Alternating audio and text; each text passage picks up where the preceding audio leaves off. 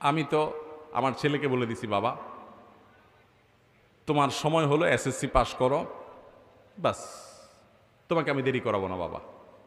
আমি সব জায়গায় বলি, এই যুগে তরুণ সমাজকে ধ্বংসের হাত থেকে বাঁচানোর জন্য উপযুক্ত হওয়ার পর বিলম্ব না করে দ্রুততার সাথে বিয়ে দেওয়া, এছাড়া সন্তানদেরকে ধ্বংসের হাত থেকে বাঁচানো সম্ভব না।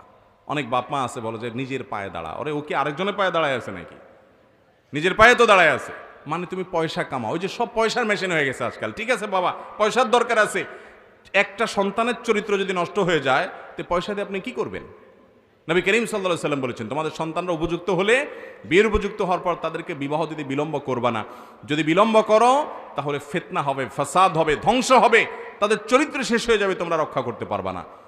আমাকে একবার টোকিওতে এক বাংলাদেশি ভাই বলতেছেন, হুজুর বহুত কষ্টে পোলাপানকে এদেশে আনছি আমি।